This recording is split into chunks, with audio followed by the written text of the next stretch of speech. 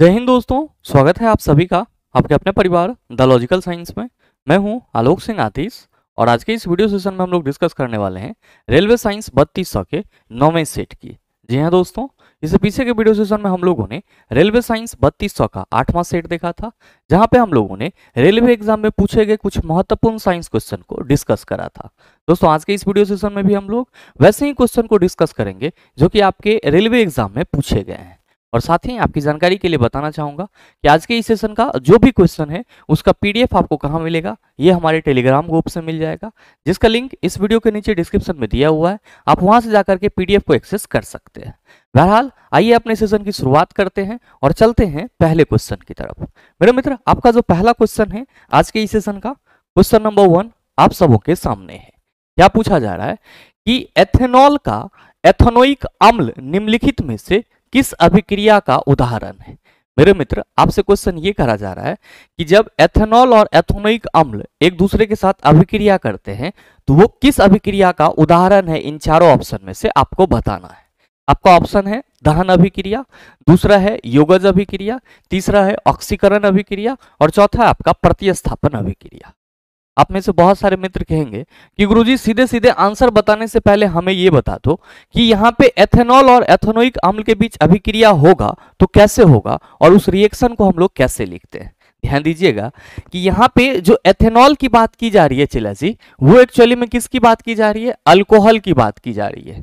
और ये जो एथेनोइक अम्ल की बात की जा रही है तो आप सभी ध्यान में रखना किसकी बात की जा रही है। आप कहेंगे एसिटिक एसिड की बात की जा रही है।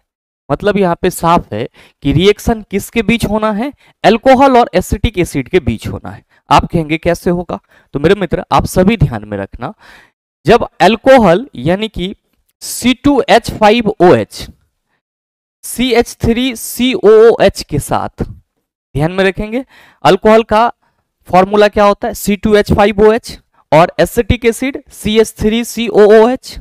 ये दोनों अभिक्रिया करता है यानी कि आपस में जुटता है। कब सर, तो आप सभी ध्यान में रखना, कॉन्सेंट्रेटेड H2SO4 के उपस्थिति में। यहाँ पे जो आपका सांद्र सल्फ्यूरिक अम्ल है वो जस्ट लाइक अ कैटलिस्ट की तरह कार्य करता है।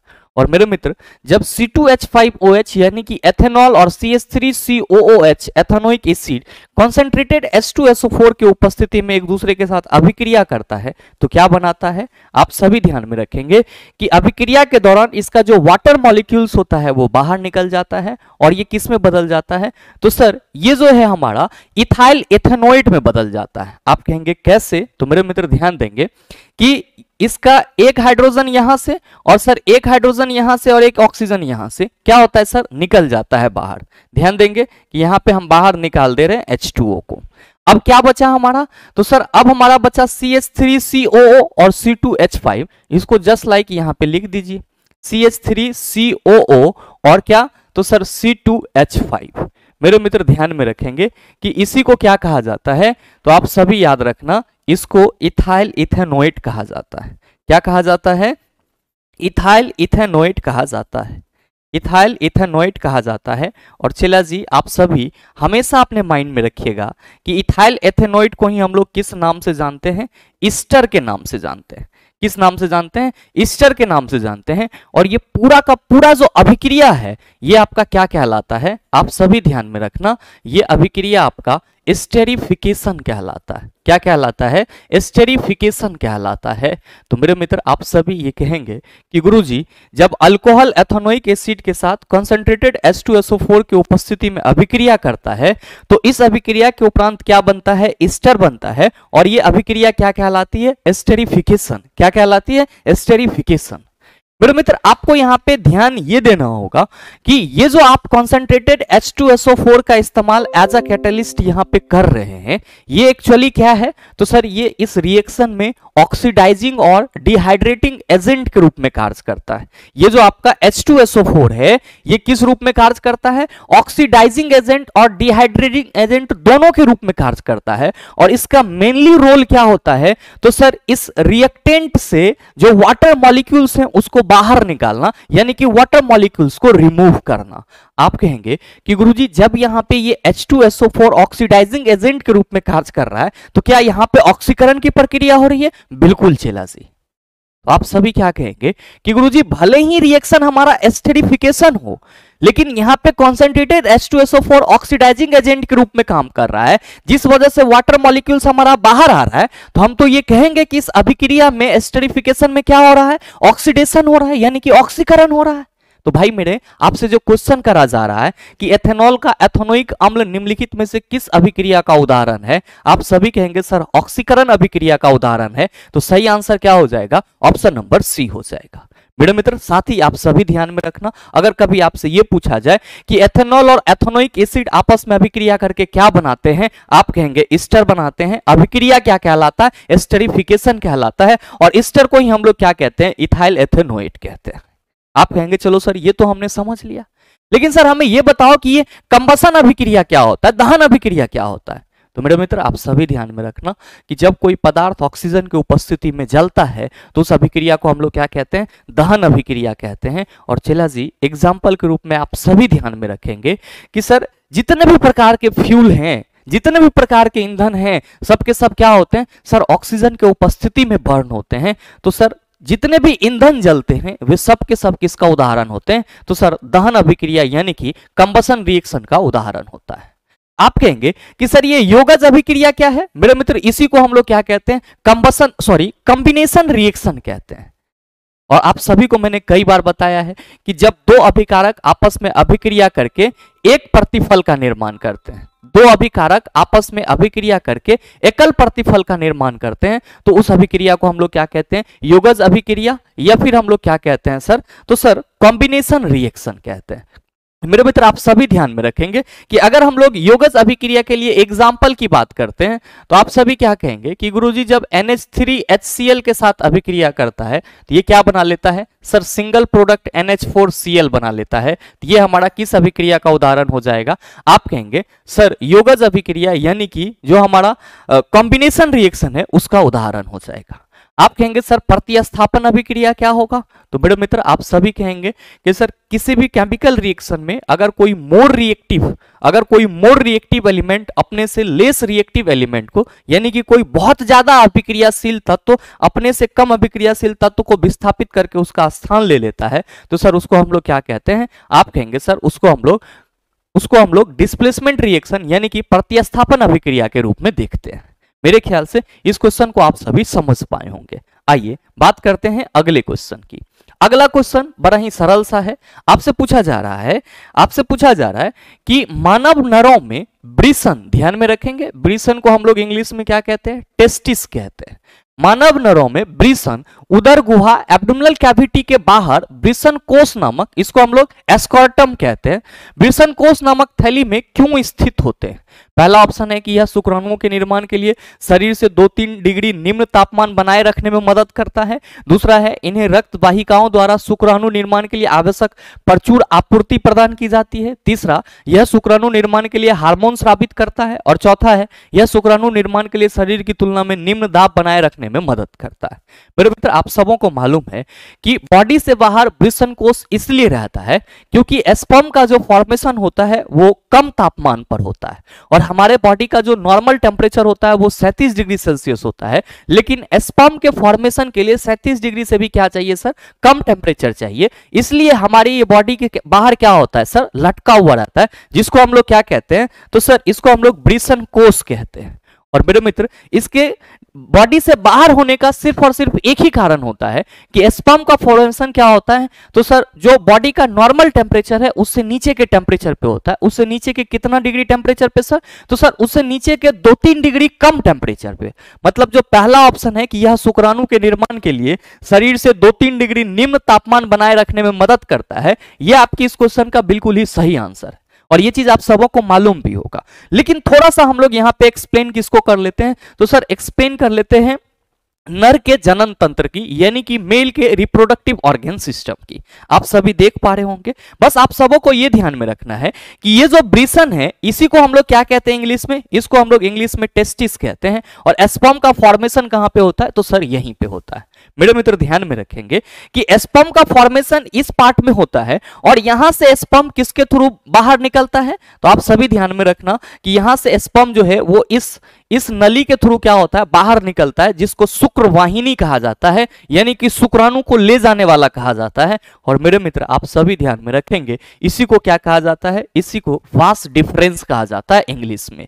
स्पर्म कहां पे बना सर, वृषण में। क्यों? क्योंकि सर ये बॉडी के बाहर है, तो स्पर्म के बनने के लिए जो सर कंडीशनल टेम्परेचर चाहिए, आप कह सकते हो सर कि जो इसको अनुकूलित तापमान चाहिए, वो कब मिल रहा है इसको, बॉडी से बाहर है। तो अब यहां पे बना, ये किसके थ्रू जाएगा, शुक्रवाहिनी वास डिफरेंस के थ्रू। कहां पे सर, तो सर ये यहां से सीधे आएगा आपका यहां पे, ये यहां से यहां पे आएगा। मेरे मित्र ध्यान देंगे कि ये जो आप संरचना देख रहे हैं, ये क्या है, आपका प्रोस्टेट ग्रंथि है, प्रोस्टेट ग्लैंड से।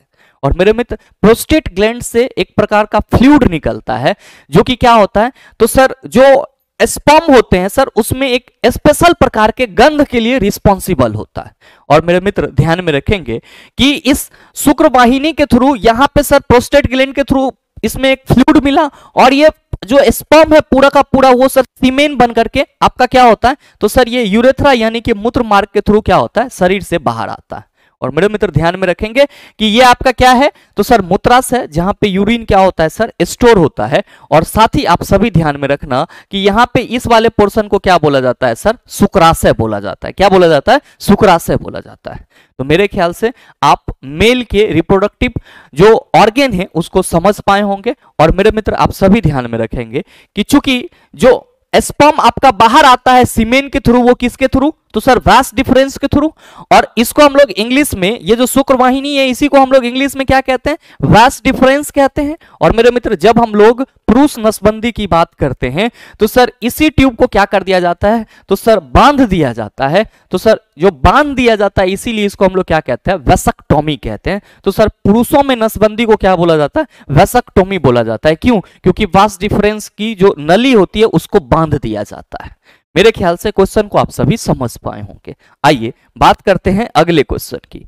अगला क्वेश्चन, क्वेश्चन नंबर 3, कि दी गई अभिक्रिया में डैश अपचायक के रूप में कार्य करता है। ध्यान दीजिएगा, आपका रिएक्शन क्या है, रिएक्शन है Fe2O3 प्लस 3CO। अभिक्रिया करता है तो क्या बनाता है, 2Fe प्लस 3CO2। मेरे मित्र ध्यान में रखेंगे कि यहां पे आपका 3 कार्बन मोनोऑक्साइड था, और इसको एक ऑक्सीजन मिला, तो ये क्या बना लिया सर, 3 कार्बन डाइऑक्साइड बना लिया। अच्छा, ये ऑक्सीजन कौन दे रहा है, तो सर Fe2O3 दे रहा है। तो यहां पे जो Fe2O3 है, ये किसके रूप में कार्य करेगा सर, ये ऑक्सीकारक के रूप में कार्य करेगा। किस रूप में कार्य करेगा सर, ऑक्सीकारक के रूप में कार्य करेगा। और मेरे मित्र यहां पे जो कार्बन मोनोऑक्साइड है, ये किसके रूप में कार्य करेगा, अपचायक के रूप में कार्य करेगा। किसके रूप में कार्य करेगा, अपचायक के रूप में कार्य करेगा। तो जो आपसे क्वेश्चन करा जा रहा है कि दी गई अभिक्रिया में डैश अपचायक के रूप में कार्य करते हैं, आप सभी क्या कहेंगे, दी गई अभिक्रिया में जो हमारा कार्बन मोनोऑक्साइड है वो किस रूप में कार्य कर रहा है सर, अपचायक के रूप में कार्य कर रहा है। यानी कि सही आंसर क्या हो जाएगा, ऑप्शन नंबर डी हो जाएगा। मेरे मित्र आप सभी ध्यान में रखना कि रेडॉक्स अभिक्रिया में जो पदार्थ आपका ऑक्सीकृत होगा, जो पदार्थ आपका ऑक्सीकृत होगा वो क्या होगा सर, अपचायक होगा। और जो पदार्थ आपका अपकृत हो रहा होगा वो क्या होगा सर, ऑक्सीकृत हो रहा होगा। आप कहेंगे कैसे, तो मेरे मित्र यहां पे देखो कि Fe2O3 से ऑक्सीजन बाहर निकल रहा है। Fe2O3 से ऑक्सीजन क्या हो रहा है सर, बाहर निकल रहा है। तो सर जब ऑक्सीजन बाहर निकल रहा है तो ये क्या हो रहा है सर, अपकृत हो रहा है। तो मैंने आपको क्या बोला कि जो पदार्थ अपकृत होगा वो क्या कहलाएगा, ऑक्सीकारक। तो इसको मैंने क्या लिखा है सर, ऑक्सीकारक। अब कार्बन मोनोऑक्साइड में आकर के ऑक्सीजन जुट रहा है, तो ये कार्बन मोनोऑक्साइड क्या हो रहा है सर, ऑक्सीकृत हो रहा है।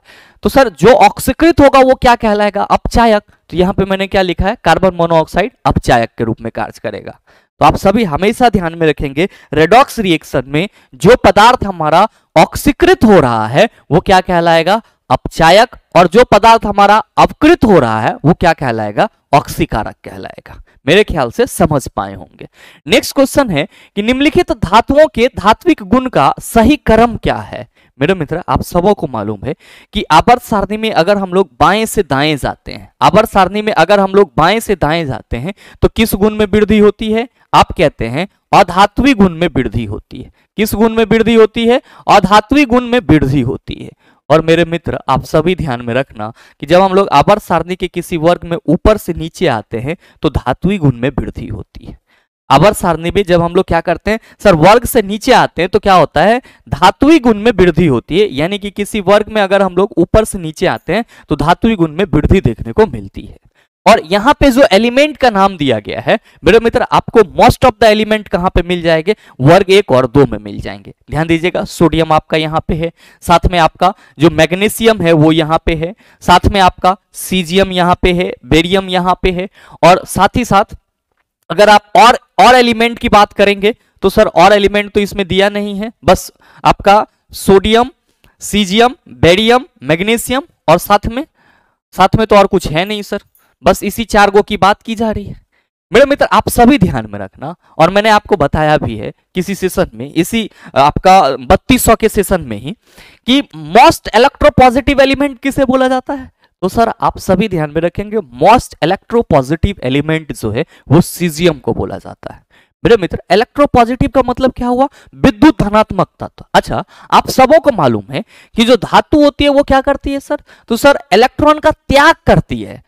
तो इलेक्ट्रॉन का त्याग करेगी तो ये क्या करेगी, आप कहेंगे सर इलेक्ट्रॉन का त्याग करेगी तो सर हम ये कह सकते हैं कि इसके अंदर धात्विक गुण भी क्या होगा, ज्यादा होगा।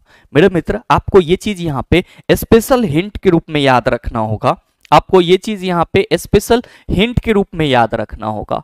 क्या याद रखना होगा, आपको ये याद रखना होगा कि प्रकृति में मोस्ट मेटालिक प्रॉपर्टीज, प्रकृति में मोस्ट मेटालिक प्रॉपर्टीज मतलब क्या, सबसे ज्यादा धात्विक गुण वाला तत्व कौन सा है, तो आप सभी याद रखना सीजियम। क्या है सर, सीजियम। और मेरे मित्र ऐसे अगर पूछा जाए तो क्या कहेंगे, फ्रांसियम, जिसकी प्रॉपर्टीज कैसी होती है, रेडियो एक्टिव होती है। लेकिन ये चीज आपको यहां पे ध्यान में रखना है कि प्रकृति में सबसे ज्यादा धात्विक गुण वाला तत्व caesium, most electropositive element sir caesium. आपके मन में आ रहा होगा कि गुरुजी सबसे ज्यादा अधात्विक गुण किस में होगा, तो आप सभी ध्यान में रखेंगे पीटी में। यहां पे प्रकृति में हमने बोला है, नेचर में। अब यहां पे क्या कह रहे हैं, पीटी यानी कि पीरियोडिक टेबल में, आवर्त सारणी में सबसे ज्यादा, आवर्त सारणी में सबसे ज्यादा अधात्विक गुण, आवर्त सारणी में सबसे ज्यादा अधात्विक गुण वाला तत्व आपका कौन सा है, ध्यान में रखिएगा, फ्लोरीन। क्या है सर, फ्लोरीन। मेरे मित्र एक चीज तो क्लियर हो गया कि सबसे ज्यादा धात्विक गुण किसमें होगा आपके अनुसार, आपके इस ऑप्शन के अनुसार। तो आप कहेंगे सर जो सीजियम सबसे, जिसमें सर सीजियम सबसे लास्ट में होगा। मेरे मित्र आप देख लीजिए कि यहां पे सबसे लास्ट में क्या है, बेरियम नहीं होगा, सीजियम पहले ही है, मतलब ये सबसे कम इसमें गुण होता है, ये भी नहीं होगा। अब यहां पे देखिए सर सीजियम क्या है सर, सबसे लास्ट में है। मेरे मित्र आप सभी ध्यान देना कि यहां पे अगर हम लोग धात्विक गुण के सही क्रम की बात करेंगे तो आप कहेंगे सर मैग्नीशियम है, सोडियम है, सीजियम है, बेरियम है। तो आप सबों को यह ध्यान में रखना होगा कि मैग्नीशियम, सोडियम, बेरियम और सीजियम में जो आपका सबसे ऊपर अगर आप देखा जाए तो क्या देख सर, मैग्नीशियम को देख रहे हैं, उसके बाद किसको देख रहे हैं सर, सोडियम को देख रहे हैं। तो आपको यह ध्यान में रखना होगा कि मैग्नीशियम की धात्विक गुण सोडियम से क्या होती है सर, कम होती है, जबकि जो सोडियम है इसका धात्विक गुण मैग्नीशियम से ज्यादा होता है। और मैग्नीशियम और सोडियम से ज्यादा धात्विक गुण किसकी होगी सर, बेरियम की होगी, और सबसे ज्यादा किसकी होगी सर, सीजियम की होगी। तो सही ऑप्शन क्या होगा, ऑप्शन नंबर सी हो जाएगा। आप कहेंगे सर इसके लिए क्या कोई कंसेप्ट है, कोई कंसेप्ट नहीं है चेला जी, कंसेप्ट बस यही है कि आवर्त सारणी में बाएं से दाएं जाएंगे तो धात्विक गुण में वृद्धि होगी, और आवर्त सारणी में किसी वर्ग में ऊपर से नीचे आएंगे तो धात्विक गुण में वृद्धि होगी। क्योंकि सीजियम आपका सबसे नीचे है तो हम लोग क्या कहेंगे कि सर ये मोस्ट इलेक्ट्रोपॉजिटिव होने के साथ साथ इसमें सबसे ज्यादा धात्विक गुण भी होगी। और आप सभी ध्यान में रखना कि वर्ग 1 के तत्व को हम लोग क्या कहते हैं, क्षारीय धातु कहते हैं, जबकि वर्ग 2 के जो तत्व होते हैं उसको हम लोग क्या कहते हैं, क्षारीय मृदा धातु कहते हैं। वर्ग 2 के जो तत्व होते हैं उसको हम लोग क्या कहते हैं, क्षारीय मृदा धातु कहते हैं। और मेरे मित्र आप सभी यहां पे देख रहे होंगे कि जो आपका वर्ग 2 का तत्व है वो वर्ग 1 के तत्व से क्या है सर, तो सर कम धात्विक गुण प्रदर्शित करते हैं। क्यों, क्योंकि एक नेचर तो ये भी है कि सर बाएं से दाएं जाएंगे तो क्या होगा, अधात्विक गुण में वृद्धि होगा। तो ये चीज हमें हमेशा ख्याल रखना होगा कि आवर्त सारणी में जो तत्व सबसे ज्यादा बाईं ओर होगा, आवर्त सारणी में जो तत्व सबसे ज्यादा बाईं ओर होगा वो क्या होगा, तो सर उसमें सबसे ज्यादा धात्विक गुण होगी। और सर जो थोड़ा सा भी बाएं तरफ, जो थोड़ा सा भी सर दाएं तरफ जाएगा उसमें क्या होगा सर, तो सर जो धात्विक गुण है वो घटना शुरू हो जाएगा। इसीलिए आप देखे होंगे कि यहाँ पे मैग्नीशियम आपके आवर्त सारणी के वर्ग 2 में है, तो सर इसकी जो धात्विक गुण होगी वो क्या होगी सर, सोडियम से कम होगी, क्योंकि सोडियम सबसे ज्यादा बाईं तरफ है। और मेरे मित्र आप सभी यहाँ पे बेरियम देख रहे हैं, तो सर सोडियम से ज्यादा किसका होगा, क्योंकि ये सोडियम से नीचे है तो सोडियम से ज्यादा होगा बेरियम का, लेकिन सबसे ज्यादा किसका होगा, तो सर सबसे ज्यादा सीजियम का होगा। तो कंसेप्ट इसका सर यही है। मेरे ख्याल से क्वेश्चन को आप सभी समझ पाए होंगे। आइए बात करते हैं हम लोग अगले क्वेश्चन की। अगला क्वेश्चन, क्वेश्चन नंबर 5, आपसे पूछा जा रहा है कि संसाधनों की संधारणता के लिए इनमें से कौन से प्रयास उपयोगी होंगे। पहला ऑप्शन है आवश्यकता न होने पर लाइट और पंखे को बंद कर देना, बिल्कुल सही है सर। सीढ़ियों की जगह लिफ्ट का इस्तेमाल करना, तो संसाधनों की संधारणीयता से इसको देख करके नहीं देखा जा सकता है सर, जोड़ करके नहीं देखा जा सकता है, क्योंकि सीढ़ियों की जगह लिफ्ट का इस्तेमाल करना, इसमें हमारा संसाधन क्या बचेगा, आप कहेंगे सर इलेक्ट्रिसिटी बचेगा, तो इलेक्ट्रिसिटी उत्पादन भी तो किया जा रहा है सर, तो ये सर उतना सुटेबल आपका नहीं है। अब है जल के संरक्षण के लिए टपकने वाले नलों की मरम्मत करना, तो मेरे मित्र यहाँ पे जल आपका एक बहुत ही महत्वपूर्ण संसाधन है और कहीं पे भी अगर टपक रहा है तो उसको मरम्मत कराना बहुत ही जरूरी है, मतलब ऑप्शन नंबर सी आपका बिल्कुल ही सही है। नेक्स्ट है वस्तुओं के संग्रहण के लिए खाली कंटेनरों का उपयोग करना, सर ये भी सही है, क्योंकि आप अगर खाली कंटेनर को फेंकते चले जाएंगे और फिर वस्तु को एक जगह एकत्रित करने के लिए अलग से चीजों को लाएंगे तो कहीं ना कहीं यहाँ पे संसाधन का दोहन होगा। संसाधन क्या होता है, वैसा कोई भी चीज जो हमारे काम को आसान बना दे, रिसोर्सेज या संसाधन कहलाता है। तो आप कहेंगे सर वस्तुओं के संग्रहण के लिए खाली कंटेनर का उपयोग करना, ये भी क्या है, संसाधनों की संधारणीयता के लिए जरूरी है। जबकि है स्कूल जाने के लिए साइकिल के बजाय अपनी कार का उपयोग करना, ये क्या है सर, गलत है। मतलब सही आंसर आपका ए, सी और डी है, मतलब सही ऑप्शन क्या हो जाएगा, ऑप्शन नंबर ए हो जाएगा सर। इसमें कोई कंसेप्ट या लाग लपेटा नहीं है, इसको आप सभी बखूबी समझ रहे होंगे। नेक्स्ट क्वेश्चन, क्वेश्चन नंबर 6, आपसे पूछा जा रहा है कि वायुमंडल की समताप मंडल परत में ओजोन क्षय निम्नलिखित में से किसके लिए उत्तरदायी है। पृथ्वी की सतह पर पहुंचने वाले यूवी विकिरणों में वृद्धि, पृथ्वी के वायुमंडल का ठंडा होना, क्षोभ मंडल में अवरक्त विकिरणों में वृद्धि, और चौथा है ग्रीन हाउस प्रभाव में वृद्धि। मेरे मित्र आप सबों को मालूम है कि सूर्य से जो सनलाइट आती है उसमें क्या होता है, तो सर उसके साथ अल्ट्रावायलेट रे भी आता है, जिसको हम लोग क्या कहते हैं, परावैंगनिक किरण कहते हैं। मेरे मित्र आप सभी को यह चीज मालूम है कि सूर्य से आने वाली परावैंगनिक किरण से हम लोगों को कौन बचाता है, तो सर जो समताप मंडल में ओजोन लेयर है वो बचाता है, जिसको हम लोग क्या कहते हैं, ओजोन मंडल कहते हैं। आप कहेंगे सर अगर ये ओजोन लेयर ना रहे तो क्या होगा, मेरे मित्र सनलाइट के अल्ट्रावायलेट रे के चलते अगर ओजोन लेयर ऊपर में ना रहे या खत्म हो जाए तो जो सनलाइट डायरेक्टली पड़ेगा ह्यूमन पे, उससे क्या हो सकता है, स्किन कैंसर हो सकता है और त्वचा के कई अन्य रोग हो सकते हैं। इसीलिए प्राकृतिक रूप से भगवान पहले ही आपको कैंसर से बचाने के लिए ऊपर में क्या किए हैं, एक ओजोन लेयर बना दिए। मेरे मित्र अभी आज के समय में क्योंकि हम लोग के द्वारा बहुत ज्यादा मतलब फ्रीज या फिर कह सकते हैं एसी या अदर इलेक्ट्रिकल अप्लायंसेज जिससे CFC यानी कि क्लोरोफ्लोरोकार्बन जैसे हार्मफुल रसायन निकलते हैं, वो क्या हो रहा है सर, उसकी मात्रा बढ़ रही है। बदलते समय में हम लोग बहुत ज्यादा एसी और रेफ्रिजरेटर वगैरह का यूज करने लगे हैं, जिससे ये क्लोरोफ्लोरोकार्बन क्या हो रहा है, हमारे वायुमंडल में सर बढ़ रहा है। और ये क्लोरोफ्लोरोकार्बन क्या कर रहा है, तो सर जो ओजोन लेयर है उसमें डिप्लेशन का कारण बन रहा है। आप सभी की जानकारी के लिए बताना चाहूंगा कि ओजोन लेयर में क्या हो चुका है सर, होल हो चुका है, छिद्र हो चुका है, और उस छिद्र के लिए रिस्पॉन्सिबल कौन है, तो सर क्लोरोफ्लोरोकार्बन। और मेरे मित्र जो ओजोन लेयर में छेद हो चुका है, छिद्र हो चुका है, उसी को हम लोग ओजोन डिप्लेशन या ओजोन क्षय के नाम से जानते हैं। आप क्या कहेंगे कि सर अगर ओजोन में क्षय हो जाएगा तो ये क्या करेगा, तो सर जो सन से आने वाली अल्ट्रावायलेट रे है उसमें वृद्धि कर देगा। तो जो आपसे क्वेश्चन करा जा रहा है कि वायुमंडल की समताप मंडल परत में ओजोन क्षय निम्नलिखित में से किसके लिए उत्तरदायी है, आप कहेंगे पृथ्वी की सतह पर पहुंचने वाले यूवी यानी कि अल्ट्रावायलेट विकिरणों की वृद्धि में, अल्ट्रावायलेट विकिरणों की वृद्धि के लिए क्या है सर, उत्तरदायी है, यानी कि रिस्पॉन्सिबल है। मेरे मित्र आप सभी ये भी ध्यान में रखना कि अगर हम लोग बात करते हैं किसकी, ग्रीन हाउस गैस की, किसकी बात करते हैं, ग्रीन हाउस गैस की, तो आपके एग्जाम में ये भी क्वेश्चन पूछा जाता है कि निम्नलिखित में से ग्रीन हाउस गैसेज हैं। तो आप सभी ध्यान में रखेंगे कि ग्रीन हाउस गैस के रूप में हम लोग किसको देखते हैं, ओजोन को देखते हैं, साथ में किसको देखते हैं, मीथेन को देखते हैं, नाइट्रस ऑक्साइड को देखते हैं, नाइट्रस ऑक्साइड को देखते हैं, नाइट्रस ऑक्साइड को देखते हैं, CO2 है आपका, जलवाष्प है, जलवाष्प है, ETC, ये सब के सब क्या कहलाते हैं सर? ग्रीन हाउस गैस कहलाते हैं। क्या कहलाते हैं? ग्रीन हाउस गैस कहलाते हैं। तो ये चीज भी आप अपने माइंड में रखिएगा।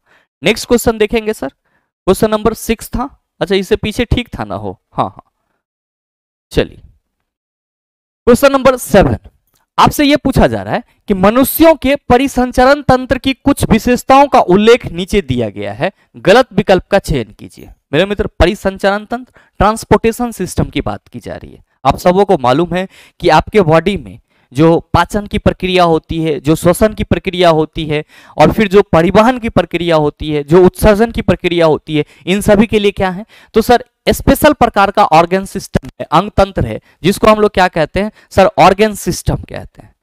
पाचन के लिए पाचन तंत्र है, श्वसन के लिए श्वसन तंत्र है, बॉडी में परिवहन के लिए परिवहन तंत्र है। और ध्यान में रखेंगे कि परिवहन तंत्र को ही क्या बोला जाता है? परिसंचरण तंत्र बोला जाता है। और परिसंचरण तंत्र का जो मेन ऑर्गन है वो क्या है? तो सर हार्ट है। हार्ट क्या करते हैं सर? तो हमारे बॉडी के हर एक भागों में ब्लड को पंप करता है। और सर हमारे बॉडी में जो परिवहन के लिए उपयोगी पदार्थ होते हैं वो किसके सहारे जाते हैं? तो सर ब्लड के सहारे ही जाते हैं। मेरे मित्र, क्या कहा जा रहा है आपके इस क्वेश्चन में कि मनुष्यों के परिसंचरण तंत्र की कुछ विशेषताओं का उल्लेख नीचे किया गया है, गलत विकल्प का चयन कीजिए। पहला ऑप्शन है कि कोशिकाएं संयुक्त होकर सिराओं का निर्माण करती है, बिल्कुल ही सर ये सही है। और मेरे मित्र दूसरा है कि लसिका को उत्तक द्रव कहते हैं या तरल उत्तक भी कहते हैं, ये चीज ध्यान में रखेंगे। और प्लेटलेट्स रक्त के थक्का जमाने में सहायक होते हैं। तो मेरे मित्र आप क्या कहेंगे कि सर ऑप्शन ए भी सही है, ऑप्शन बी भी सही है और ऑप्शन सी भी सही है हमारा, क्योंकि केशिकाएं संयुक्त होकर के क्या करती है? सिरा का निर्माण करती है। और लसिका को तरल उत्तक या उत्तक द्रव के नाम से जानते हैं। और प्लेटलेट्स रक्त के थक्का बनाने में क्या होता है? सहायक होता है। अब यहां पे दिया हुआ उच्च रक्तचाप यानी कि हाई ब्लड प्रेशर सिराओं के संकुचन के कारण होता है। मेरे मित्र आप सभी क्या कहेंगे कि गुरुजी जो ब्लड प्रेशर के बारे में आपने कंसेप्ट दिया था उसमें आपने बताया था कि निलयों के प्रसरण और संकुचन के चलते सिस्टोलिक और डायस्टोलिक आपका क्या होता है? प्रेशर होता है, जिसको हम लोग क्या कहते हैं सर? 120/80 के रूप में देखते हैं। तो वहां पे ब्लड प्रेशर को हम लोग संबंधित वेंट्रिकल्स निलय से करते हैं, लेकिन यहाँ पे इसको सिराओं से करा जा रहा है। ये तो सर गलत है ना मेरे मित्र? बिल्कुल सही है, ये चीज आपका क्या है? गलत है। और आपको गलत ऑप्शन ही चूज करना था, तो सही आंसर क्या होगा? ऑप्शन नंबर डी हो जाएगा। हमेशा ध्यान में रखेंगे कि जब ब्लड प्रेशर की स्थिति 120/80 से क्या हो जाती है? बढ़ जाती है, तो उसको क्या कहा जाता है? High blood pressure. और हाई ब्लड प्रेशर जो है वो क्या है? तो सर आपका ब्लड प्रेशर का जो 120/80 है उसके नॉर्मल रेंज से बढ़ा हुआ रेंज है।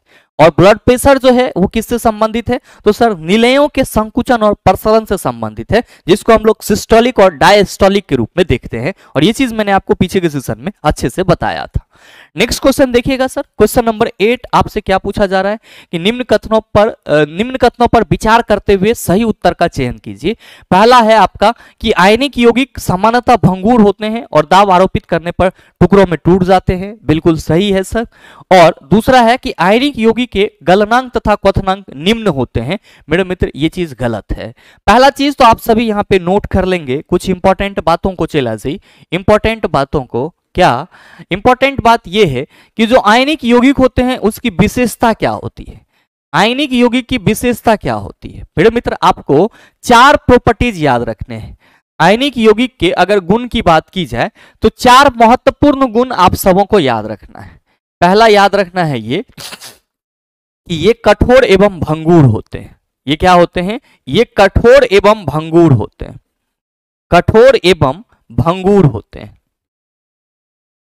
दूसरा आपको ये याद रखना है सर कि इसका MP यानी कि मेल्टिंग पॉइंट एवं BP यानी कि बॉइलिंग पॉइंट, इसका मेल्टिंग पॉइंट और बॉइलिंग पॉइंट क्या होता है? आप सभी ध्यान में रखना, उच्च होता है। इसका मेल्टिंग पॉइंट और बॉइलिंग पॉइंट क्या होता है सर? उच्च होता है। और साथ ही तीसरा आप सभी ध्यान में रखेंगे कि ये अपने जलीय अवस्था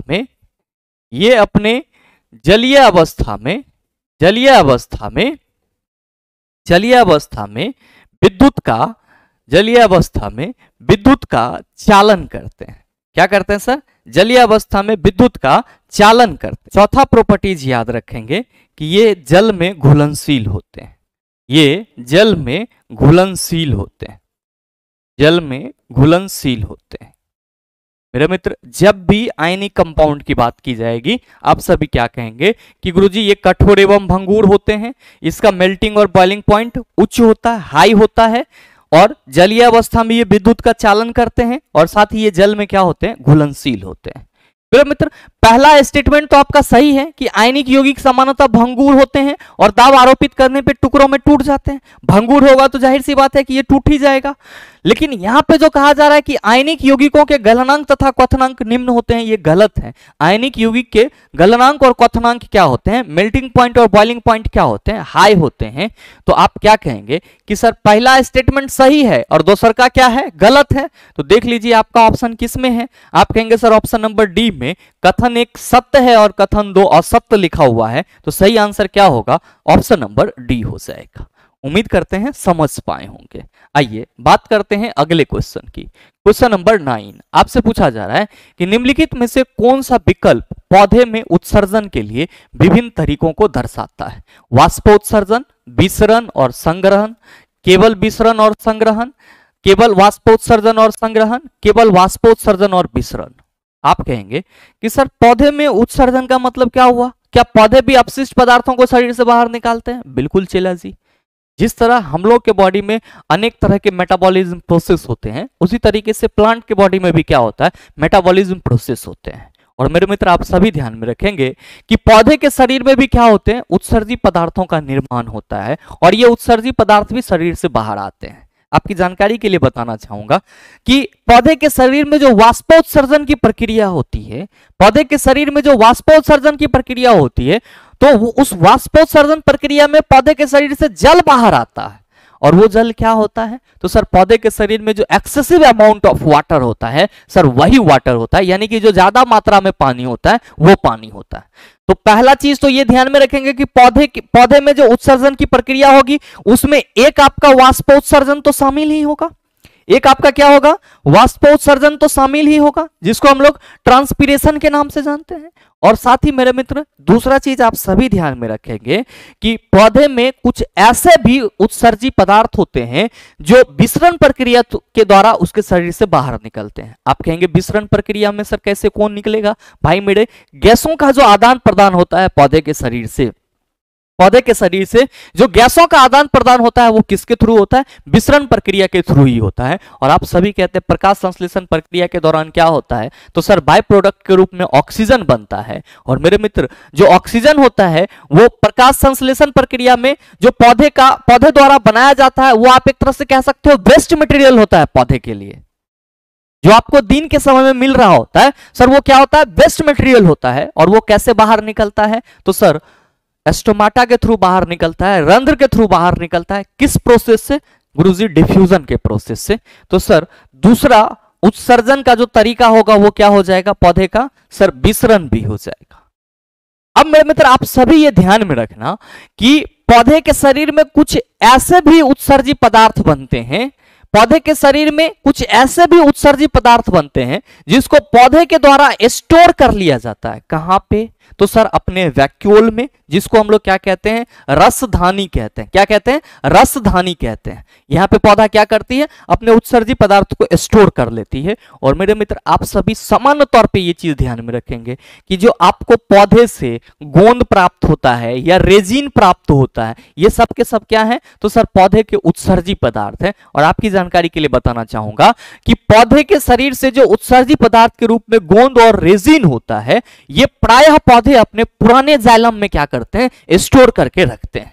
मतलब ये हुआ कि सर पौधे से जो उत्सर्जन की प्रक्रिया होगी उसमें वाष्पोत्सर्जन भी शामिल होता है, विसरण भी शामिल होता है, और साथ ही साथ रसधानी भी शामिल होता है। और इंपॉर्टेंट पॉइंट के रूप में आप सभी याद रखना कि पौधे से जो हमें रेजिन मिलता है या गोंद मिलता है, ये सब क्या है? तो सर पौधे के उत्सर्जी पदार्थ हैं। तो आप बता दो सही आंसर क्या होगा? आप कहेंगे sir option number A is the right answer of this question. उम्मीद करते हैं समझ पाए होंगे।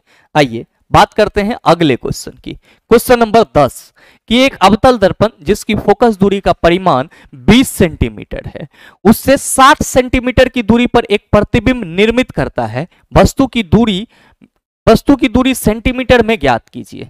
कहा जा रहा है कि एक अवतल दर्पण जिसकी फोकस दूरी का परिमाण 20 सेंटीमीटर है।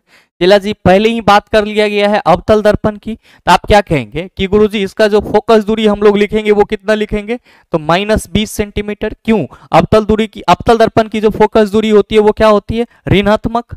अब उससे 60 सेंटीमीटर की दूरी पर एक प्रतिबिंब निर्मित हो रहा है, यानी कि प्रतिबिंब दूरी क्या है हमारा, आप कहेंगे सर 60 सेंटीमीटर। क्या है, 60 सेंटीमीटर। मेरे मित्र आप सभी क्या कहेंगे कि गुरुजी अवतल दर्पण में अगर हम लोग बात करेंगे वस्तु दूरी की, तो सर अगर वस्तु हम यहां रख रहे हैं तो प्रतिबिंब हमारा मोस्ट ऑफ द केस में क्या होता है, सर कभी यहां बनता है, कभी यहां बनता है, कभी यहां बनता है। तो वस्तु दूरी भी आपका क्या हो जाता है सर, आपतित प्रकाश की दिशा के विपरीत। अब प्रतिबिंब दूरी भी क्या हो जाता है, आपतित प्रकाश की दिशा के विपरीत। तो आप क्या कहेंगे, आप कहेंगे कि गुरुजी यहां पे हम प्रतिबिंब दूरी में माइनस साइन लगाएंगे। अब आपको क्या निकालना है सर, वस्तु की दूरी u इक्वल टू वाट। चला जी, दर्पण सूत्र लगाइए, 1/f इक्वल टू क्या होता है, 1/v प्लस 1/u। क्या कहिएगा कि गुरुजी 1/f 1/-20। अच्छा, आपका प्रतिबिंब दूरी कितना है, इक्वल टू हम लोग यहाँ पे क्या लिख सकते हैं, तो सर 1/-60। मेरे मित्र फिर 1/u क्या कहिएगा कि 1/ गुरुजी -20, ई इधर आ जाएगा तो हम लोग कहेंगे ये प्लस 1/60 हो जाएगा, इक्वल टू 1/u। मेरे मित्र आप सभी क्या कहिएगा कि गुरुजी 20 और 60 का एलसीएम लीजिएगा तो 60 होगा, 20 तिया 60 हो जाएगा, और प्लस 1 इक्वल टू 1/u। चला जी, प्लस माइनस माइनस होगा तो ये क्या हो जाएगा, आप कहेंगे -2/60, 2 एकम 2, 30 दूना 60, 1/u। u इक्वल टू कितना हो गया, चला जी u इक्वल टू हो गया -30 सेंटीमीटर। तो देख लीजिए आपके किस ऑप्शन में -30 सेंटीमीटर है। आप कहेंगे सर ऑप्शन नंबर डी में है, तो बिल्कुल आपके इस क्वेश्चन का सही आंसर ऑप्शन नंबर डी हो जाएगा। नेक्स्ट क्वेश्चन, क्वेश्चन नंबर 11 कि 1000 वाट रेटिंग वाले एक इलेक्ट्रिक हीटर और 2000 वाट रेटिंग वाले एक इलेक्ट्रिक गीजर को प्रतिदिन 4 घंटे के लिए उपयोग किया जाता है। 10 दिनों में व्यय ऊर्जा ज्ञात कीजिए। मेरे मित्र आप सभी ध्यान में रखना कि जब भी आपको इस तरह का क्वेश्चन दिया जाए कि 1000 वाट का कोई हीटर है जिसको प्रतिदिन 4 घंटा तक 1 महीना तक जलाया जाता है, तो 1 महीना में कितना यूनिट आएगा, तो आप सभी पहला चीज तो ये ध्यान में रखेंगे कि 1 kWh को हम लोग क्या कहते हैं, आप सभी ध्यान में रखना, 1 यूनिट कहते हैं। क्या कहते हैं, 1 यूनिट कहते हैं। और यूनिट की संख्या हम लोग कैसे निकालते हैं, यूनिट की संख्या हम लोग कैसे निकालते हैं, यूनिट की संख्या हम लोग कैसे निकालते हैं, तो आप सभी ध्यान में रखेंगे कि यूनिट की संख्या इक्वल टू हम लोग क्या कहते हैं कि गुरुजी जितना हमारा इलेक्ट्रिकल अप्लायंसेज का पावर होता है, यानी कि जितना वाट हमारा दिया हुआ रहता है उसको क्या करते हैं, तो सर जो हमारा पावर है और वो जितना दिन तक जल रहा है सर, और जितना घंटा तक प्रत्येक दिन तक जलते रहता है, सभी को गुना करके 1000 से डिवाइड कर देते हैं और हमारा यूनिट निकल जाता है। आप कहेंगे सर इतना आसान फॉर्मूला, बिल्कुल। चला जी, क्वेश्चन में कहा जा रहा है कि 1000 वाट रेटिंग वाले एक इलेक्ट्रिक हीटर और 2000 वाट रेटिंग वाले एक इलेक्ट्रिक गीजर को, यानी कि दोनों को प्रतिदिन 4 घंटा जलाया जाता है, तो सर दोनों का पावर कितना हो जाएगा, जोड़िएगा तो आप कहेंगे सर 3000 वाट। अब 3000 वाट जो है प्रतिदिन 4 घंटे सर जलाया जाता है, जो कि कितने दिन तक जलता है, 10 दिन तक जलता है। तो आपसे पूछा जा रहा है कि ऊर्जा kWh में कितना होगा, आप कहेंगे सर टोटल वाट हमारा कितना है, 3000। कितना है, 3000। अच्छा, ये कितना देर तक चल रहा है सर कितना दिन तक बात करेंगे तो 10 दिन चल रहा है, और 10 दिन कितना घंटा चलता है सर, 4 घंटा चल रहा है, तो बटा 1000। मेरे मित्र आप कहेंगे ये 3 जीरो कैंसिल हो जाएगा, और 10 तिया 30, 30 चौका 120 होता है, तो जो आपका यूनिट है वो कितना हो जाएगा, आप कहेंगे 120 kWh। कितना हो जाएगा, 120 kWh। तो सही आंसर क्या होगा, ऑप्शन नंबर सी हो जाएगा। इस प्रकार का कोई भी क्वेश्चन हो आप बड़े ही सरलता से इस फॉर्मूला के सहारे सॉल्व कर सकते हैं, आपको कोई दिक्कत नहीं होगा। आइए बात करते हैं अगले क्वेश्चन की। अगला क्वेश्चन बड़ा ही सरल सा कि नीचे दिए गए परिपथ में कुल धारा की गणना कीजिए। बताइए, ना बनेगा, आप कहिएगा सर ये दोनों प्रतिरोध श्रेणी क्रम में जुड़ा हुआ है तो टोटल कितना होगा चला 4 ओम।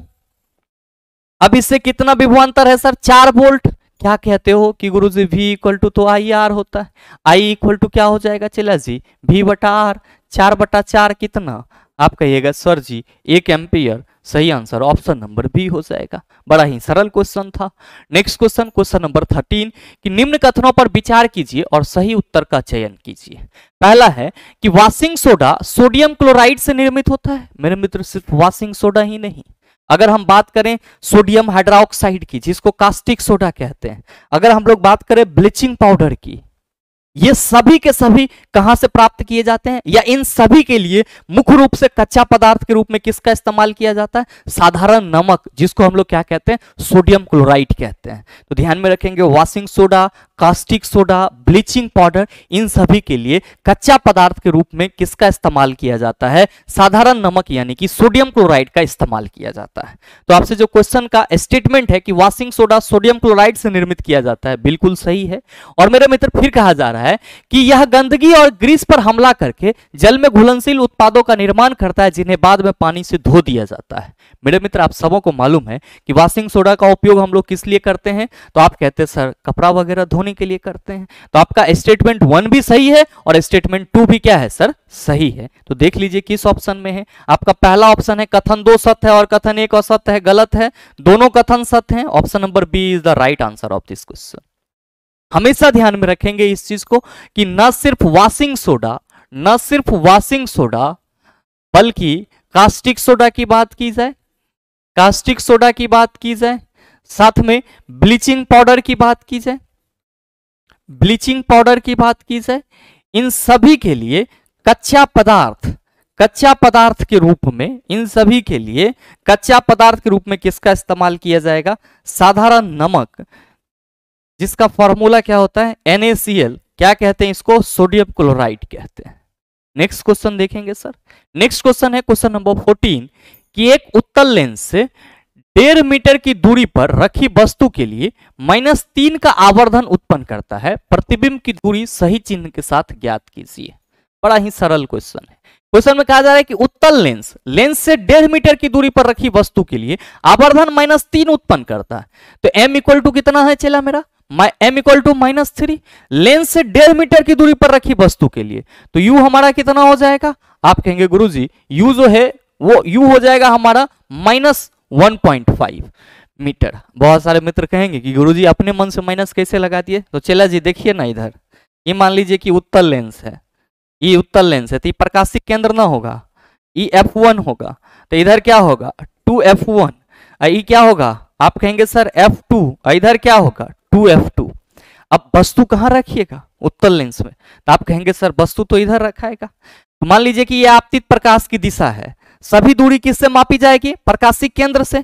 तो अब ये वस्तु है तो वस्तु दूरी प्रकाशिक केंद्र से मापिएगा तो कैसे, तो सर इधर से आएंगे ऐसे, तो ये आपतित प्रकाश की दिशा में विपरीत दूरी है तो वस्तु दूरी आपका ऋणात्मक लिख दिए, तो कौन गलत कर दिए, आप कहेंगे सर कोनो गलत नहीं किया, सही किए हैं। प्रतिबिंब इधर बनता है तो याद रखिएगा कि उत्तल लेंस में जो प्रतिबिंब दूरी होती है चाहे वो वास्तविक ही क्यों ना हो, उसके सब ऊंचाई को बताने के लिए ऋणात्मक साइन लेते हैं। लेकिन अगर ऐसे हम लोग बात करेंगे प्रतिबिंब दूरी की, उत्तल लेंस में बने हुए प्रतिबिंब की प्रतिबिंब दूरी को, तो हम लोग उसको धनात्मक रूप में लेते हैं। क्यों, क्योंकि सर प्रतिबिंब तो इस साइड बनता है तो आपतित प्रकाश की दिशा में ही है।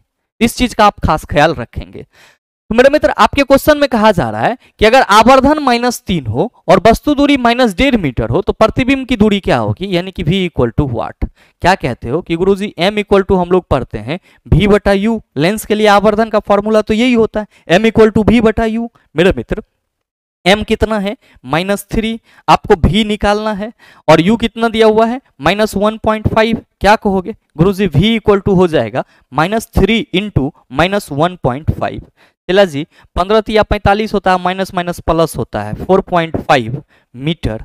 सही आंसर आप देख लीजिए किस ऑप्शन में 4.5 मीटर है, आप कहेंगे गुरुजी ऑप्शन नंबर बी में है, तो बिल्कुल आपके इस क्वेश्चन का सही आंसर 4.5 मीटर हो जाएगा। याद रखिएगा कि अब यहाँ पे माइनस साइन लगा करके अलवला नहीं जाना है, क्यों? क्योंकि सर प्रतिबिंब तो इधर बनेगा, तो हम आपतित प्रकाश की दिशा में ना प्रतिबिंब दूरी को मापेंगे, तो आपतित प्रकाश की दिशा में मापेंगे तो प्रतिबिंब दूरी तो हमारा धनात्मक होगा ना। और ऐसे भी उत्तल लेंस में जब हमारा वास्तविक प्रतिबिंब बनता है तो प्रतिबिंब दूरी को धनात्मक लेते हैं, लेकिन प्रतिबिंब ऊंचाई को क्या लेते हैं सर? सर उसको ऋणात्मक लेते हैं। क्यों? क्योंकि एज अ ग्राफ अगर हम चलेंगे तो सर इस तरह से चलेंगे, ये वाला हमारा पॉजिटिव एक्स एक्सिस हो जाएगा, ये वाला सर पॉजिटिव होगा, ये वाला निगेटिव, और ये वाला क्या होगा सर? निगेटिव होगा। तो इस चीज का आप ख्याल रखिएगा। बहरहाल बात करते हैं अगले क्वेश्चन की। अगला क्वेश्चन, निम्नलिखित में से कौन सा ट्रिक डॉबरेनर का ट्रिक नहीं है? याद कीजिए, अगर आप रेगुलर स्टूडेंट हैं तो क्या मैंने इसका ट्रिक नहीं बताया है? लीना के केसरबा चल ब्रो आयोडीन लाने, लीना के केसरबा चल ब्रो आयोडीन लाने, मतलब सर जो हमारा पूछा जा रहा है कि डॉबरेनर का ट्रिक नहीं है, जो हमारा ऑप्शन 3 है ये डॉबरेनर का ट्रिक नहीं है, तो सही आंसर क्या हो जाएगा? ऑप्शन नंबर ए हो जाएगा। इसमें कोई दिक्कत नहीं होना चाहिए। नेक्स्ट क्वेश्चन, क्वेश्चन नंबर 16 कि एक गोलीय दर्पण एक किरण पुंज को मुख्य अक्ष पर किसी दिए गए बिंदु पर अभिसरित करता है। अभिसरित करता है मतलब दर्पण अवतल है। क्या कहा जा रहा है कि दर्पण के बारे में इनमें से कौन से कथन सत्य हैं? पहला ऑप्शन है कि प्रयुक्त दर्पण अवतल है, तो सर बिल्कुल सत्य है। अब है कि दर्पण की फोकस दूरी धनात्मक होती है, यह गलत है। अवतल दर्पण की फोकस दूरी ऋणात्मक होती है और अभिसरण बिंदु दर्पण का मुख्य फोकस है, बिल्कुल ही सही है। मेरे मित्र मान लीजिए कि ये अवतल दर्पण है, तो ये इसका क्या होगा? आप कहेंगे ध्रुव, ये क्या होगा? फोकस, ये क्या होगा? वक्रता केंद्र। कह रहा है कि एक गोलीय दर्पण एक किरण पुंज को मुख्य अक्ष पर किसी दिए गए बिंदु पर अवसरित करता है। अगर मेरे मित्र प्रकाश की किरणें इस तरह से आ रही है, ये सभी परावर्तित कहां से होगी? तो सर इस बिंदु से होगी, और ये जो यहां से परावर्तित हो रही है तो ये वाला बिंदु क्या है? हमारा मुख्य फोकस है। तो दर्पण आपका अवतल है और जो अभिसरण बिंदु है वो दर्पण का मुख्य फोकस है। तो सही आपका क्या है? आप कहेंगे सर ए और सी हमारा सही है, इसीलिए हमारे इस क्वेश्चन का सही आंसर ऑप्शन नंबर सी हो जाएगा। कोई दिक्कत नहीं होना चाहिए। आइए सर अगला क्वेश्चन देखिए, क्वेश्चन नंबर 17 कि zinc oxide plus carbon react करता है और आपका यहाँ पे प्लस कार्बन मोनोऑक्साइड होता है। तो आपसे ये पूछा जा रहा है कि अभिक्रिया में क्या हो रहा है? मेरे मित्र ध्यान देंगे कि जब यहां पे जिंक ऑक्साइड कार्बन के साथ रिएक्ट करेगा तो क्या होगा? जिंक अलग होगा और कार्बन मोनोऑक्साइड बनेगा। क्या बनेगा? जिंक अलग होगा और कार्बन मोनोऑक्साइड बनेगा। मेरे मित्र ध्यान दीजिएगा कि जिंक ऑक्साइड से ऑक्सीजन बाहर निकल रहा है, जिंक ऑक्साइड से ऑक्सीजन क्या हो रहा है? बाहर निकल रहा है। तो ऑक्सीजन जब बाहर निकल रहा है तो ये क्या हो रहा है सर? अवकरित हो रहा है, यानी कि ये अवचयित हो रहा है। और सर अवचयित हो रहा है जबकि ये जो कार्बन है ये क्या हो जा रहा है सर? तो कार्बन सर ऑक्सीकृत हो जा रहा है, क्योंकि इसमें ऑक्सीजन जुट रहा है और कार्बन मोनोऑक्साइड बना ले रहा है। तो ये आपका किस तरह का कार्य करेगा? आप कहेंगे सर जो हमारा ऑक्सीकृत हो रहा है वो रिड्यूसिंग एजेंट के रूप में कार्य करेगा, और जो अवकरित हो रहा है वो क्या करेगा सर? तो आप कहेंगे सर ऑक्सीकारक के रूप में कार्य करेगा। लेकिन मेरे मित्र यहाँ पे न तो आपको ऑक्सीकारक खोजना है और न ही आपको अवकारक खोजना है। आपको ये बताना है कि इस अभिक्रिया में जो आपका जिंक और कार्बन मोनोऑक्साइड बना है तो अभिक्रिया में क्या हुआ है? आप कहेंगे कि गुरुजी अभिक्रिया में तो हम देख रहे हैं कि जिंक ऑक्साइड से ऑक्सीजन निकला है, मतलब जिंक ऑक्साइड अपचयित होकर के क्या कर रहा है? जिंक का निर्माण कर रहा है। देख लीजिए किस ऑप्शन में। आप कहेंगे सर पहला ऑप्शन में जिंक ऑक्साइड अपचयित होकर के जिंक का निर्माण करता है, बिल्कुल सही आंसर है। आप कहेंगे सर दूसरा तीसरा ऑप्शन पे आप कुछ नहीं बोले, देखिए ना चला जी, जिंक रेडॉक्स अभिक्रिया में नहीं गुजरता है, ऐसा संभव है? जब यहां पे हम कह रहे हैं कि ऑक्सीजन इससे बाहर आ रहा है तो ये अपचयित हुआ, तो कहीं ना कहीं ऑक्सीकरण अवकरण होगा तो रेडॉक्स की बात करेंगे चला। आप कहेंगे सर ये गलत हो जाएगा। अब जिंक ऑक्साइड ऑक्सीकृत होकर के, भाई ये ऑक्सीकृत कैसे होगा? ऑक्सीकृत तो तब होता है ना सर जब इसमें क्या होता सर? ऑक्सीजन जुड़ता और हाइड्रोजन बाहर निकलता, लेकिन यहां से तो ऑक्सीजन बाहर निकल रहा है, ये तो अपकृत यानी कि अपचयित होगा। आप कहेंगे सर ये तो गलत हो गया। अब कार्बन अपचयित होकर के कार्बन मोनोऑक्साइड का निर्माण करता नहीं, कार्बन ऑक्सीकृत होकर के कार्बन मोनोऑक्साइड का निर्माण करता है, क्योंकि कार्बन के साथ क्या हो रहा है? ऑक्सीजन जुट रहा है। समझ में आई? आप कहेंगे बिल्कुल। तो आइए देखिए अगला क्वेश्चन।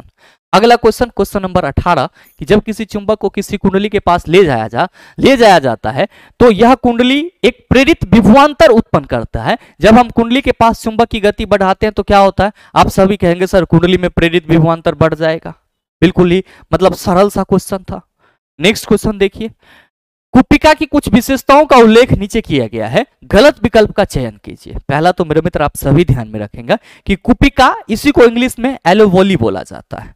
और ये क्या है तो आप सभी ये देख रहे होंगे, ये आपको कहां पे मिलते हैं, तो ये जो इस तरह की संरचना आपको दिखाई पड़ रही है, इसी को हम लोग क्या कहते हैं, कुपिका कहते हैं। अब ध्यान दीजिएगा, कहा जा रहा है कि इनमें से रक्त वाहिकाओं का एक विस्तारण जाल होता है। बिल्कुल सर, इनमें क्या होता है, जो रक्त वाहिका होता है उसका एक विस्तृत जाल देखने को मिलता है। अब दूसरा स्टेटमेंट है कि ये उंगली नुमा संरचना होती है। मेरे मित्र, क्या ये उंगली नुमा संरचना आपको दिखाई पड़ रही है? ये आपको ऐसा नहीं लग रहा सर जी ये बैलून जैसा दिख रहा है हमें? मेरे मित्र, ये बैलून नुमा संरचना कह सकते हैं, लेकिन उंगली नुमा संरचना नहीं कह सकते हैं, ये गलत है। अब कह रहा है कि इसका सतही क्षेत्रफल बड़ा होता है। बिल्कुल सर, जब इसमें एयर आता है तो ये फूल जाता है, जिस वजह से इसका सरफेस एरिया बड़ा हो जाता है और इसकी भित्तियां पतली होती है। मेरे मित्र, जो आपका ऑप्शन ए है, ऑप्शन सी है और ऑप्शन डी है, ये बिल्कुल ही सही है एलोवोली के बारे में। जबकि गलत विकल्प आपका क्या है सर, उंगली नुमा संरचना इसकी नहीं होती है, इसकी संरचना बैलून जैसी होती है। तो सही आंसर क्या होगा सर, ऑप्शन नंबर बी हो जाएगा। आइए बात करते हैं अगले क्वेश्चन की। अगला क्वेश्चन कि श्वसन के दौरान पत्तियों के किस भाग में प्रचुर मात्रा में गैसीय विनिमय होता है? आप कहेंगे सर रंध्र। नेक्स्ट क्वेश्चन, निम्नलिखित में से कौन सा हेक्सीन की समजातीय श्रेणी का अगला सदस्य होगा? मेरे मित्र, ये चीज मैंने आपको कल बताया है और इस क्वेश्चन का आंसर आप सबों से जानने की इच्छा रखूंगा। सही आंसर क्या होगा नीचे कमेंट करके जरूर बताइएगा, आपके कमेंट का इंतजार रहेगा। बात करते हैं अगले क्वेश्चन की। अगला क्वेश्चन, क्वेश्चन नंबर 22 कि कुछ महिलाओं में अंडवाहिनियां अवरुद्ध हो जाती है। ऐसे महिलाएं बच्चे पैदा करने में असमर्थ होती है क्योंकि शुक्राणु निषेचन के लिए अंडाणु तक पहुंच नहीं पाते हैं। ऐसे मामले में डॉक्टर IVF, इसी को हम लोग इन विट्रो फर्टिलाइजेशन कहते हैं, इन विट्रो फर्टिलाइजेशन की सलाह देते हैं। इस प्रक्रिया के कुछ चरण नीचे दिए गए हैं, गलत चरण का चयन कीजिए। मेरे मित्र, पहला चीज तो आप सभी ध्यान में रखेंगे कि IVF के बारे में लोगों में ये मिथक है कि इसमें जो बेबी होता है वो टेस्ट ट्यूब में ग्रो होता है, जबकि ऐसा नहीं है। सिर्फ निषेचन बाहर करवाया जाता है और फिर सर फर्टाइल एग को क्या किया जाता है, यूटेरस में प्लांट किया जाता है। और जो बच्चे का पूर्ण विकास होता है वो मां के गर्भ में ही होता है। तो गलत मिथक ये है कि टेस्ट ट्यूब में होता है, ऐसा कुछ भी नहीं होता है। पहला स्टेटमेंट क्या है कि युग्मज को बाहर रखा जाता है और उसका विकास एक प्रखनली में होता है। मेरे मित्र, ये गलत है, उसका विकास प्रखनली में नहीं होता है, वो सिर्फ फर्टिलाइजेशन के लिए किया जाता है। दूसरा क्या है कि युग्मज बनता है और उसे एक सप्ताह के बाद गर्भाशय में रखा जाता है, ये बिल्कुल सही है। जबकि ये क्या है आपका गलत, अंडाणु और शुक्राणु का संलयन शरीर के बाहर होता है, ये भी सही है। पूर्ण विकास गर्भाशय में ही होता है, ये भी सही है। गलत चरण आपका ऑप्शन नंबर ए है। आइए अगला क्वेश्चन देखते हैं। क्वेश्चन नंबर 23 कि एक इलेक्ट्रिक हीटर को 220 वोल्ट पर 2200 वाट रेट किया गया है। उपकरण से संयोजित फ्यूज तार की न्यूनतम रेटिंग कितनी होनी चाहिए? मेरे मित्र, कोई आपका हीटर है जो कि 220 वोल्ट पर उस पर रेटिंग दिया हुआ है 2200 वाट। तो आपसे ये पूछा जा रहा है कि इस हीटर को चलाने के लिए जो हमें फ्यूज तार चाहिए उसका न्यूनतम रेटिंग कितना होना चाहिए? आप कहेंगे सर ये न्यूनतम रेटिंग कैसे निकलेगा? तो मेरे मित्र, आप सभी को मालूम है कि P इक्वल टू क्या होता है, VI होता है।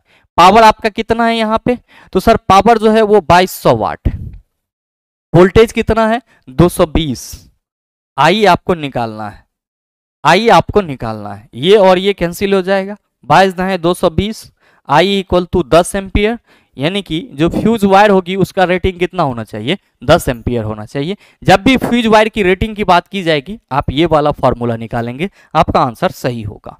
नेक्स्ट क्वेश्चन देखिएगा कि प्रेरित विभवांतर की SI इकाई होती है। आप कहेंगे सर वोल्ट। क्या होती है, वोल्ट। और मेरे मित्र यहाँ पे ध्यान में रखिएगा कि ये जो मिली एम्पियर है ये किसकी है, तो विद्युत धारा की छोटी इकाई है,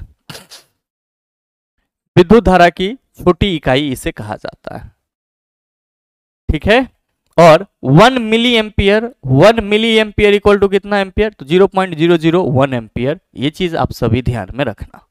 नेक्स्ट क्वेश्चन कि कांच के प्रिज्म से होकर गुजरने पर श्वेत प्रकाश के किस रंग का घटक का विचलन अत्यधिक होता है? आप कहेंगे सर बैंगनी का। और किसका सबसे कम होता है? आप कहेंगे सर लाल का।